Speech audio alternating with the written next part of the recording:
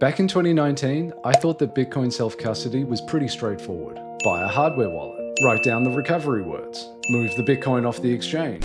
I was wrong. That was only the beginning. I did not yet understand the security, tools, and knowledge to do it properly. 7 years later, here are the 5 things I wish I knew when I started.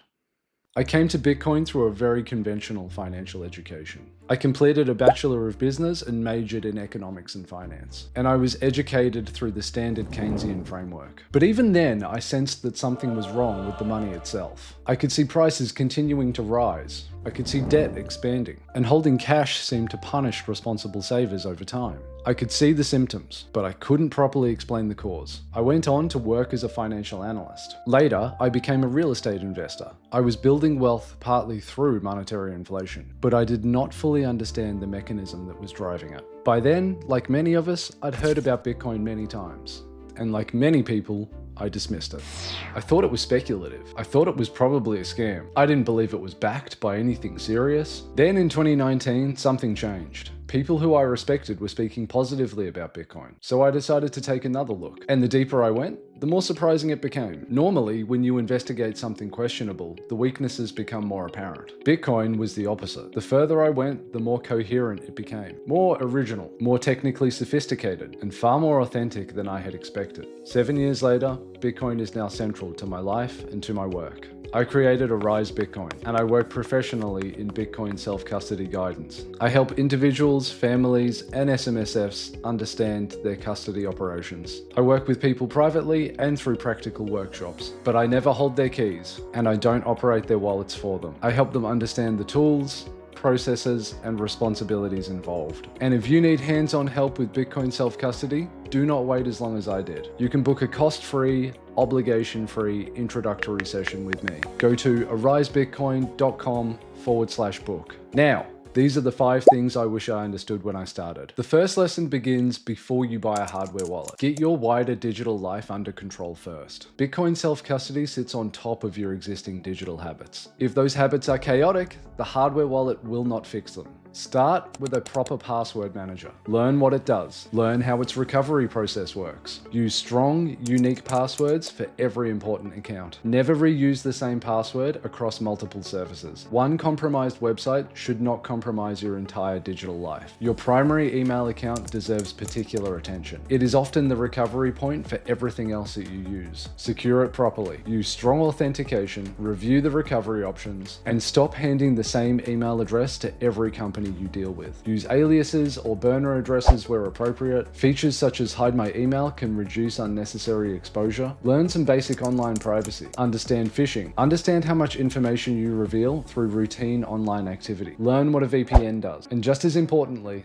learn what it does not do. Privacy tools are useful, but they're not magical protection from poor judgment. I also wish I had learned basic cryptographic concepts much earlier. Public and private key pairs, hashing, digital signatures, and tools such as PGP. You don't need to become a cryptographer, but you should understand the difference between trusting something and verifying it. The point is not to become a cybersecurity expert overnight. The point is to become competent at managing digital secrets, because Bitcoin private keys are digital secrets with real-world consequences. Strong self-custody should sit on top of strong digital habits, not digital chaos. The second thing I wish I understood was the value of Bitcoin-only hardware. When I started, Ledger looked like the obvious mainstream choice. So that's what I bought. It was visible, it was widely sold, and it appeared beginner-friendly. But I did not yet know what questions I should have been asking. Should a device protecting my Bitcoin also support hundreds of unrelated tokens? How much unnecessary software complexity was I accepting? How dependent would I become on the manufacturer's software? And what personal information was I giving the company when I bought it? I especially wish I'd kept my personal information away from Ledger's customer systems. Buying security hardware should not create a detailed customer record linking your identity to that purchase. That information can become valuable to criminals. And once it leaks, you cannot call it back. Bitcoin-only hardware has a narrower job. Protect Bitcoin keys, verify transaction details, and sign Bitcoin transactions. A narrower purpose can reduce unnecessary complexity and attack surface. Coldcard already existed when I started. I simply did not know it existed. I wish I had understood air-gapped workflows from the beginning. I wish I had understood microSD transactions, partially signed Bitcoin transactions, and the value of keeping signing separate from an internet-connected computer. The lesson is not that one product solves everything. The lesson is to choose hardware based on its architecture and workflow, not simply because it's the most visible product on the shelf.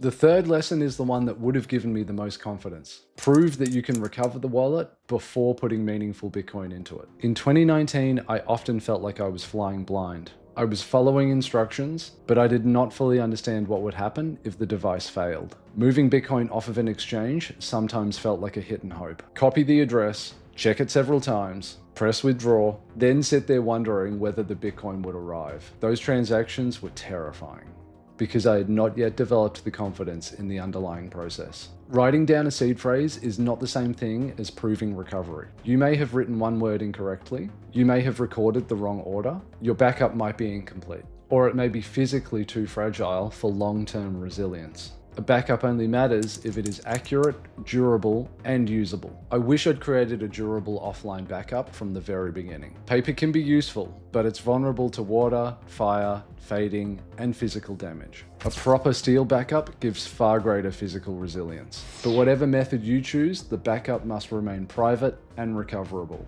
Then comes the step I wish I had understood most clearly. Before funding the wallet, wipe or reset the device. Then recover the wallet from the backup you just created. Do not merely assume that it will work later. Prove that it works right now. After recovery, verify that you restored the correct wallet. Check the master fingerprint. Check the receiving addresses. Confirm that the wallet matches what you recorded before the reset. Those checks turn recovery from an assumption into evidence. Then send a small test amount. Receive it, verify it, and practice spending it again, this time to a different address. Prove the entire workflow before meaningful Bitcoin is on the line.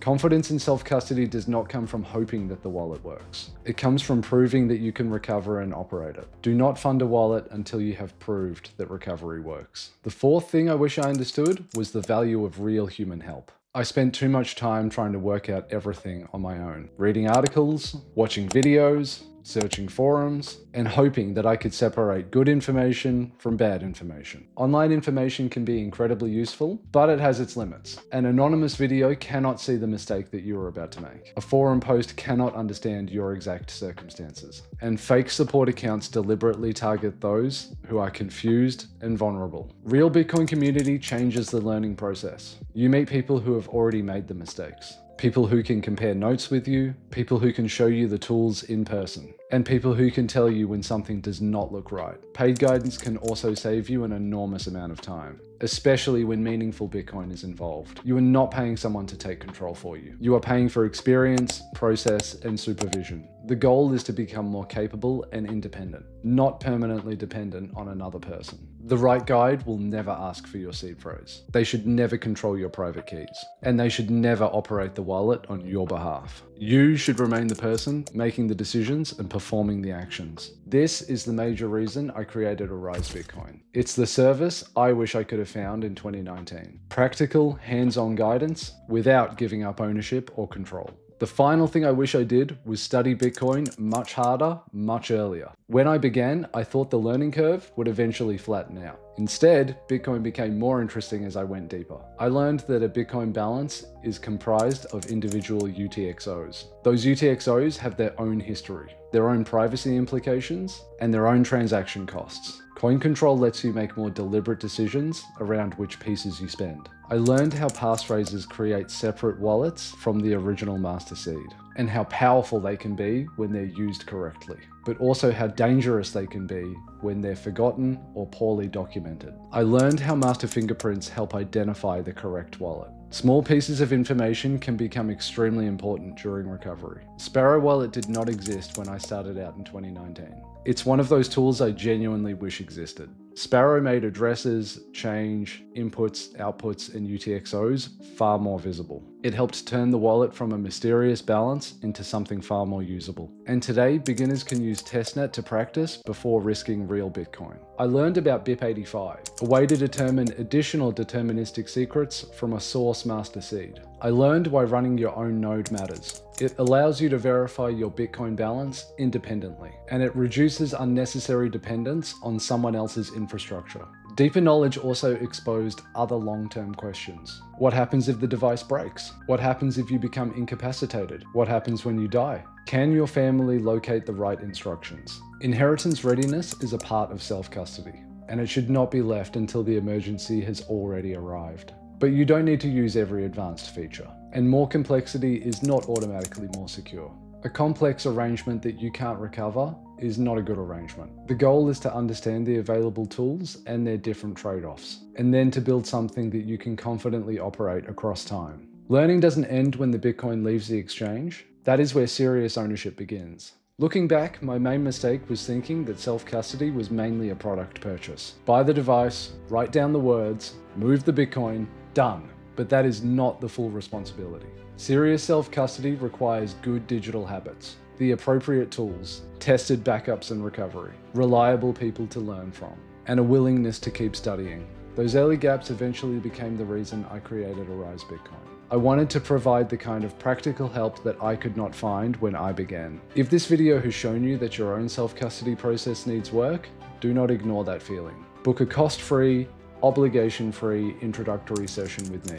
Go to arisebitcoin.com/book. Direct ownership is powerful, but it requires direct responsibility.